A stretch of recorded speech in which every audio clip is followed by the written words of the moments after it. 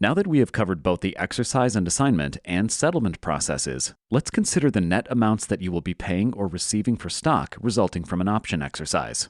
Remember that when you purchase an option contract, you pay a premium for it, and that this premium is non-refundable whether you exercise the option or not.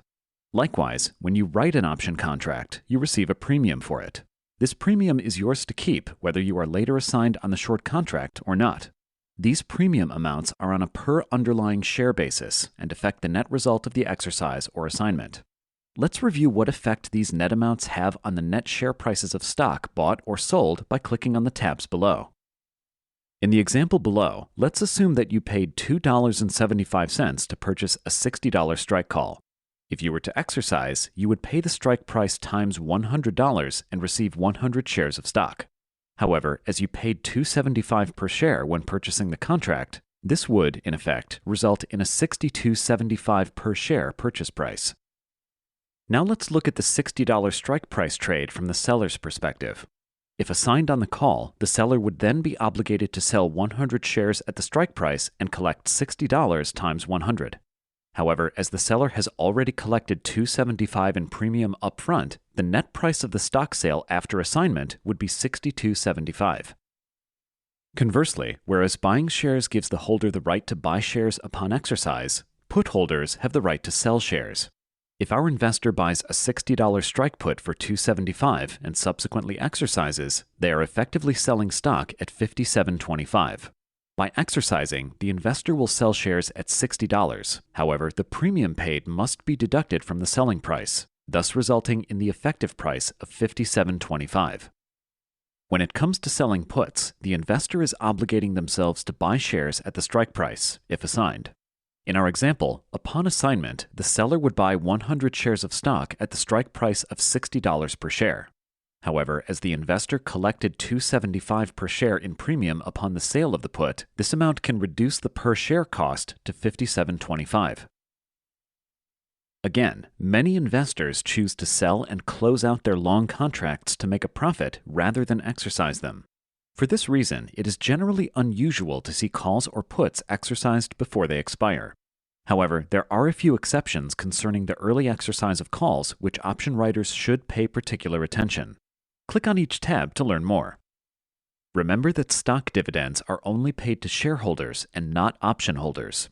With this in mind, many call holders decide to exercise their contracts early in order to become a shareholder and therefore capture a dividend payment. The ex-dividend date, or ex-date for short, is the day before the date that an investor must have purchased the stock in order to receive the dividend. As such, call option holders wishing to receive the dividend must exercise their contract before this date. The general rule of thumb would be if the dividend amount is greater than the price of the corresponding put plus the cost of carry of the strike price, the call option may be a candidate for early exercise. Option sellers should take note of this general rule as well, as it can often be utilized in determining the potential risk of early assignment of their short contracts. If you have questions as to potentially exercising in light of a dividend, you should consult with your broker or financial advisor. Another situation that may prompt an early exercise is a merger or acquisition between two companies. Though the options contract likely will be adjusted to account for the corporate action, you may want to exercise in order to tender shares. Again, consult with your broker or financial advisor on the advisability to do so. As previously mentioned, only shareholders are entitled to dividends. As such, call writers face a special risk of early exercise and may be required to deliver dividend-paying stock.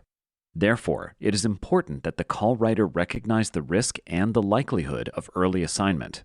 If the writer wishes to hold on to their shares, they will likely want to manage the position accordingly prior to the ex-dividend date. At expiration, making the decision to exercise an equity call or put is a little more straightforward. After the market closes on expiration Friday, expiring options no longer trade and will close in the money, exactly at the money, or out of the money.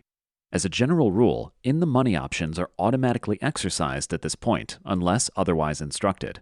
The logic is that exercising these options will result in a purchase or a sale of the underlying shares at a price better than the closing market price of the stock. However, as an option holder, you might elect to exercise nothing at all. If you are long expiring equity calls or puts, be prepared for this situation. Have your decision made before the market closes. If necessary, consult with your broker or financial advisor. Generally, OCC will automatically exercise any equity call or put that is 1 cent or more in the money unless it is notified by a brokerage firm not to exercise that option. This process is commonly referred to as exercise by exception or X by X. In addition to this rule, each brokerage firm may have its own provisions to automatically exercise expiring equity calls and puts that are in the money by an amount other than OCC's 1 cent threshold. However, as an option owner, you have the right to exercise any option at expiration. You may want to exercise an equity option that is expiring with an intrinsic value less than the automatic in-the-money threshold, or perhaps an option that is at the money or even out of the money. On the other hand, you might elect to exercise nothing at all, including your in-the-money option. This is known as contrary or contra-exercise. In either of these cases, you must notify your brokerage firm of your intent to exercise or to not exercise prior to your trading firm's cutoff time. You know that as an equity option writer, you may be assigned at any time before your open short contracts expire as long as you have not closed them out or bought them back with an offsetting closing purchase transaction. As such, a wise investor might wonder if assignment is predictable. Sometimes it may be. Considering our previous discussion on when you might want to exercise an option as the contract holder, just switch roles to that of the writer.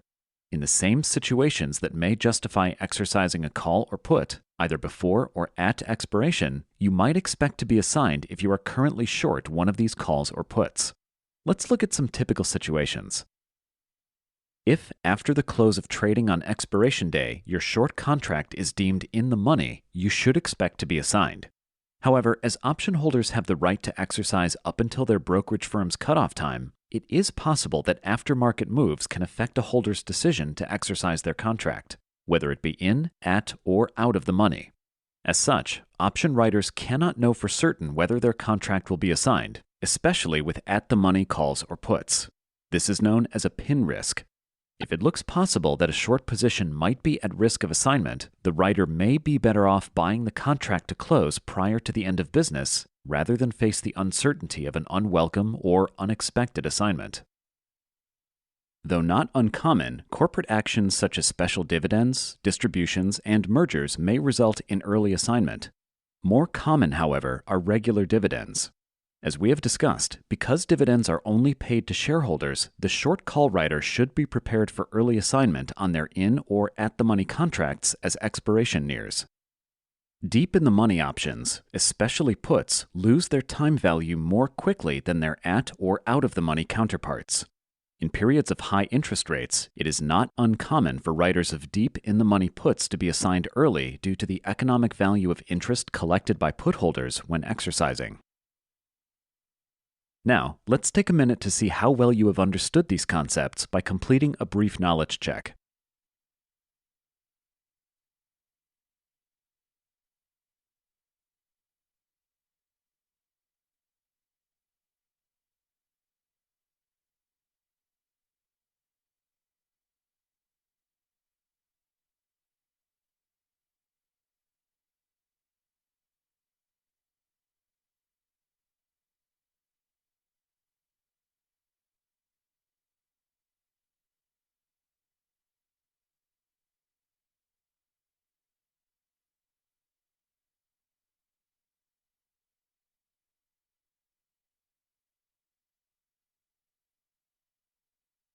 Thank you for taking the